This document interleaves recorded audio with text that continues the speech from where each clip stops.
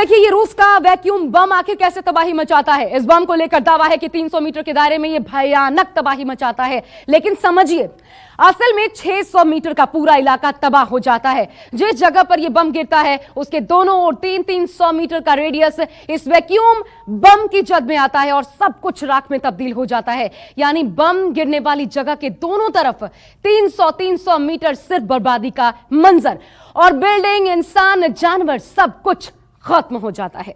और आइए अब आपको बताते हैं क्या है वैक्यूम बम, जिसे फादर ऑफ ऑल बम कहा जाता है, यानी बमों का बाप कहा जाता है। वो तबाही कैसे मचाता है आपको ये बताते हैं। देखिए ये वैक्यूम बम जमीन से ऊपर हवा में ही फट जाता है और फटने के बाद हवा में मौजूद सारी ऑक्सीजन को सोख ले जाता है। ब्लास्ट के बाद इससे अनलिमिटेड एनर्जी और गर्मी पैदा होती है। सुपरसोनिक तरंगे और शॉक वेव्स तक निकलती हैं जो रास्ते में आने वाली हर चीज को राख में तब्दील कर सकती हैं पल भर में, पलक झपकते ही।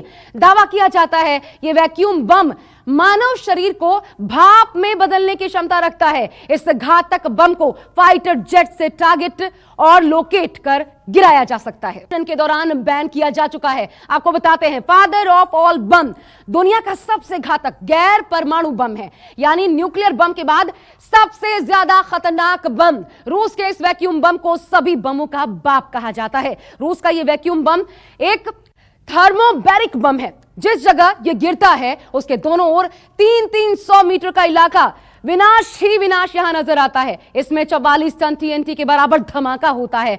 आप समझिए ट्राई नाइट्रोटोल्यूइन केमिकल, जो कि एक खतरनाक विस्फोटक माना जाता है, इसमें होता है। रूस ने इस वैक्यूम बम को 2007 में तैयार किया था। इसका वजन 7100 किलोग्राम है। रूस पर आरोप है वो 2016 में सीरिया में अपने फादर ऑफ ऑल बम का इस्तेमाल कर चुका है। तो यह साफ है कि पुतिन किसी भी वक्त कीव पर फुल एंड फाइनल वॉर का सिग्नल दे सकते हैं, लेकिन इसी के बीच, यानी इस युद्ध के बीच ही यूक्रेन के राष्ट्रपति जेलेंस्की ने भी एक बहुत बड़ी मांग कर दी है। दरअसल जेलेंस्की की मांग यह है कि रूस को आतंकी देश घोषित किया जाए, और इसी के साथ ही यूरोपियन यूनियन ने भी यूक्रेन पर रूस के इस हमले को आतंक जैसा हमला बताया है। यूक्रेन के राष्ट्रपति व्लादिमीर जेलेंस्की ने यह कहा है कि रूस यूक्रेन में बच्चों को टारगेट कर रहा है और हम इस वक्त दरअसल अपनी जमीन पर आजादी की लड़ाई लड़ रहे हैं। तो जेलेंस्की ने दरअसल इससे पहले जब यूरोपियन यूनियन में यूक्रेन को शामिल किया गया तो उस वक्त अपने संबोधन में यह बड़ी बातें कही और रूस को आतंकी देश घोषित करने तक की मांग कर दी। तो यह इस वक्त की अपने आप में बहुत बड़ी अपडेट, और साथ साथ यह भी इसमें बहुत बड़ी खबर कि यूरोपियन यूनियन का सदस्य भी यूक्रेन अब बन गया है।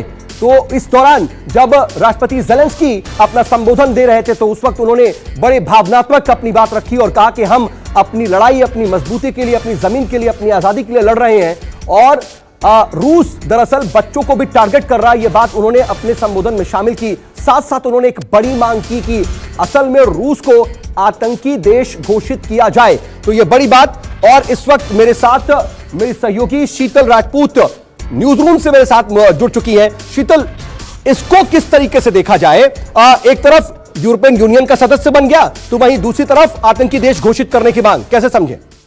जी बिल्कुल, सबसे बड़ी खबर इस वक्त की जो कि एक रूसी प्रोफेसर के हवाले से आ रही है, प्रोफेसर वालरे के हवाले से। उनका ये कहना है कि पुतिन और उनका परिवार एक न्यूक्लियर वॉर प्रूफ बंकर में शिफ्ट हो गया, यानी ऐसा बंकर जिसपे किसी परमाणु हमले का असर नहीं होता है। और ये परमाणु हमले से बचाने वाला बंकर जो है ये रूस के साइबेरिया इलाके में।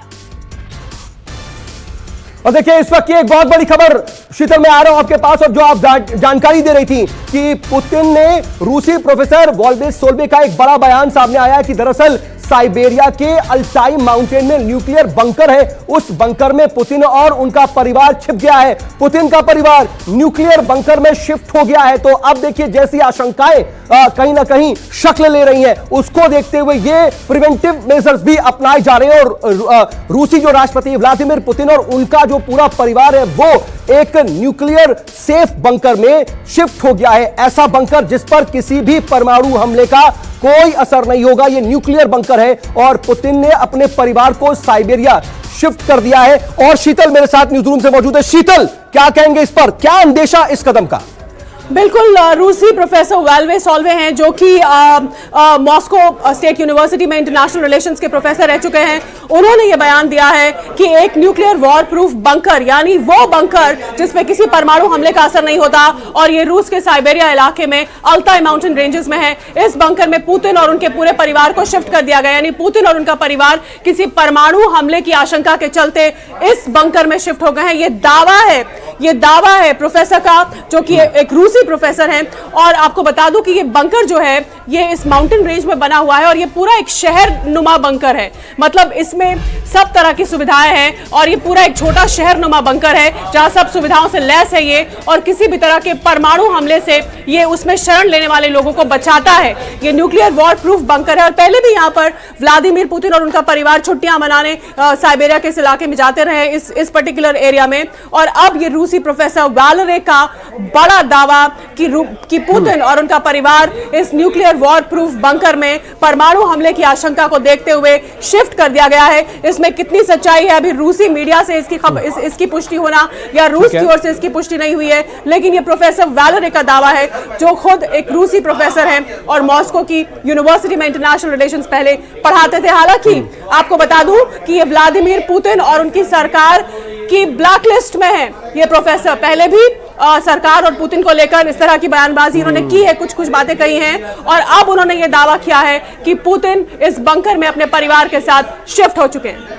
नहीं, लेकिन शीतल, अगर हम इस दावे को सच माने, ठीक है, अभी इसकी पुष्टि होनी बाकी है, तो क्या लग रहा है, क्या अब रूस को यह खतरा भी मंडरा रहा है कि जैसे यूरोपीय देश और पश्चिमी देश एकजुट हो रहे हैं, न्यूक्लियर हमला हो सकता है, उसका डर उन्हें सता रहा है? कुछ इनपुट्स हैं क्या? देखिए, परमाणु अपने दस्ते को तो एक्टिवेट कर दिया है पुतिन ने। ठीक है, मैं रोक रहा हूं आपको शीतल इस बीच, क्योंकि प्रोफेसर का बयान सामने आ गया है। वो बयान भी अपने दर्शकों को सुनाना जरूरी है, वो सुनाते हैं। Крупный город не взят. Взят только город Бердянск и, кажется, взят город Мелитополь.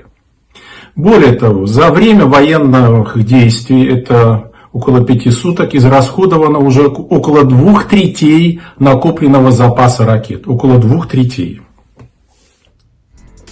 तो ये देखिए, आप रूसी प्रोफेसर वाल्वे सॉल्वे को सुन रहे थे, उन्होंने ये दावा किया है। शीतल, मैं उसी सवाल के साथ आपके पास आ रहा हूं कि आशंका क्या बहुत ज्यादा घर कर गई है रूस में?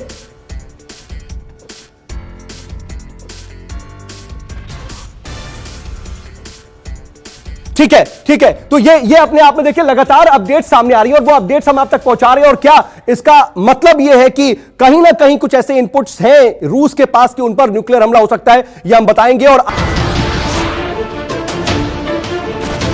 नमस्कार, मैं हूं मानक गुप्ता। अगर आपको हमारा ये वीडियो पसंद आया हो तो इसे लाइक और शेयर जरूर करें, और हां, हमें सब्सक्राइब और फॉलो करना ना भूलें ताकि आप देश और दुनिया की कोई खबर मिस ना करें। तो जुड़े रहिए हमारे साथ और देखते रहिए न्यूज़ 24।